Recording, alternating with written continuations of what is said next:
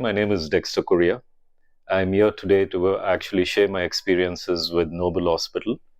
12 years ago, there was a situation with my wife, and it was late at night, and we did not know where to go. It was only me and my daughter at home.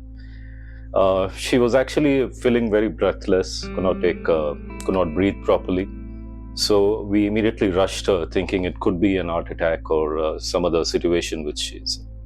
She's actually a diabetic, so we had to take precautions that we immediately rush her to the hospital. It was not a one-off case or a sudden heart attack, so we uh, better thought to rush her to the hospital, and the closest hospital was Noble Hospital, which we regularly visit, and she even has her doctors here who treats her for her diabetes. So we immediately rushed here. It was about 12:30 in the night, and the kind of response which we got from the emergency team was amazing. They actually, by the time we reached the hospital, she was breathless totally. She was unable to take oxygen in. So they immediately recuperated her in terms of the attack, which was imminent because of the respiration and the breathing problem. The heart went into the stress, and they immediately started working on getting her onto oxygen on the ventilator systems, as well as got her heart back in place and beating. Because of the heart problem, what happened was there was something which water which went into the lungs also. So that also had got compromised. So they had to work on three folds. So multiple doctors working together as a team and getting her back up to speed, at least to breathe and move her to the ICU. So all this happened within a span of close to an hour, not more than that. So it was very efficient. They were all very attentive. Everyone gave in their best. Everyone came in and got her back.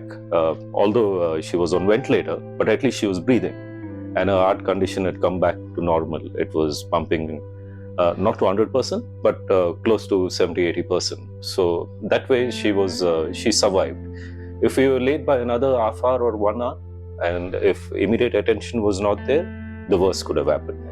And that's one thing which I really appreciate of the emergency team and all the doctors who were involved and came running immediately to actually get the patient back to normal, at least to stabilize her, not normal. Then we went to the ICU immediately. From the emergency room, we were moved to the ICU. And the ICU team, led by Dr. Khan and his Dr. Mane, and the entire team there, who actually throughout the day and night, throughout the next 24 hours, which was actually very critical for her, they all pulled in and actually came up with a strategy and a plan. And every minute they were monitoring what was happening with her.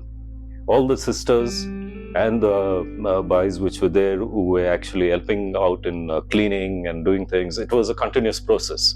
The first time I visited the ICU, I almost fainted and maybe was feeling very vomiting kind of a situation. But I managed it, and then afterwards now I'm free of going to the ICU anytime. But overall, I should thank Dr. Khan and his entire team, and I mean all the doctors were there, who on a continuous basis keep coming and checking on the patient. All the nurses were there, the day nurse, the night nurse, everybody knew what they were doing. Everything was documented. So you do not have any scope of wanting or challenging any decision which they were making.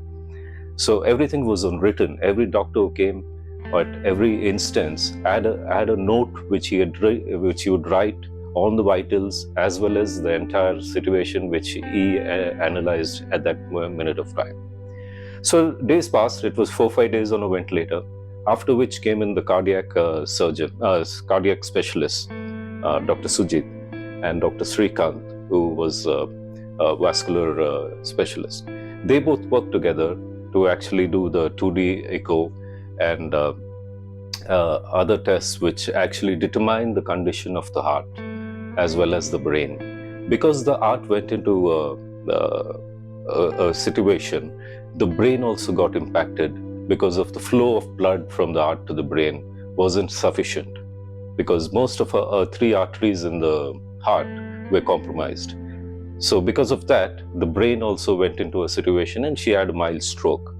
So after removing of the ventilator, she had a speech impairment. So because of that, we did some speech therapy at the hospital, as well as physiotherapy, which was required at that point of time. And even those two teams worked relentlessly to see that she could start walking. We were there in the ICU for close to about 10 days.